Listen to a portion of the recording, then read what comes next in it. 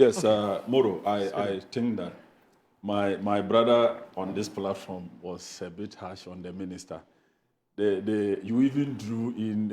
the minister takes no prisoners. If you don't know the minister you are talking about, he takes no prisoners. He kill every person in the battlefield. What I'm trying to say is that the anti-gay bill you are talking about, I also asked a question. Why did Nana-Addo refuse to sign? Nana-Addo even immediately, when Parliament sent it to him, he wrote back to Parliament, sending it back to us. There was an injunction on him. What injunction? The injunction is lifted. You brought it. Deal with it. But he could have waited and cleared it before even saying that Parliament has no business sending the bill to me. What I'm trying to... This DSTV issue, I think that no matter how anybody describe it, the minister has gotten something for Ghanaians. It's just not the way my brother described it, like the minister has failed, blah, blah, blah. He talks like when he is an opposition communicator and all of that.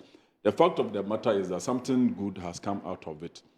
Ghanaians totally will not lose as a result of the negotiations that he did. Some benefits has come to Ghanaians, and we should applaud him for that. Yes, it's a company that provides the services. Dealing with a company like DSTV is something that you could see the banter between him and then DSTV.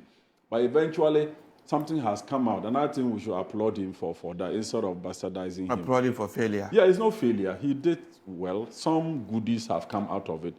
The things my brother Moro read, at least the prices and what you enjoy on those packages is a novelty.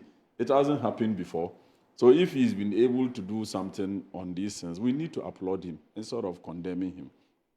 I think that basically this is just what I can say to this issue. Okay. All right. But Moro, let me also add that we are on where public accounts is sitting, okay, and many issues are coming out. We are reviewing, we are looking at the infractions on the Auditor General report for 2023-2024 review. That is what we are currently looking at. Okay. So we are inviting ministries, agencies to come and account for any infraction that the Auditor General would have, come out as far as your organization is concerned. And there are a lot of revelations.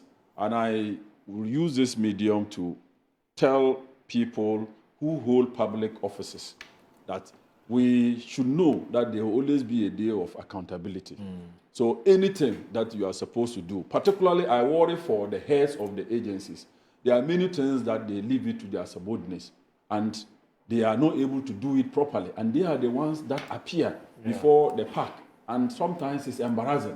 Many of the things you can see in the faces of the heads of the agencies that they don't even have a clue to it. Right. You understand?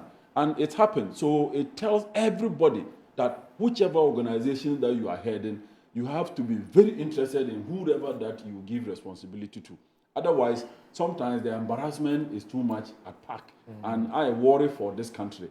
Amoro, we lose so much money due to people negligence. Somebody is paid to undertake some job for the country, and out of your negligence, the state loses so much money. You understand? And I think it's unfair. People are paid to work for the state. Let's all play our part. For instance, Moro, somebody died, you attended the person's funeral, and you keep on validating the person for 26 months. And you come to say that it's on earned salary. This one is collusion. I'm sure some people colluded and they were taking the money. Otherwise, how will that happen?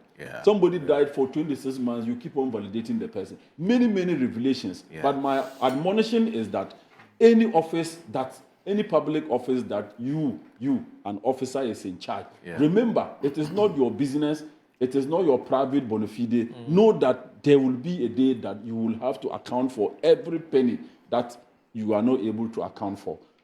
That is why there are checks and balances. Nobody is free in this country. The Constitution has made it in such a way that everybody will be checked by somebody.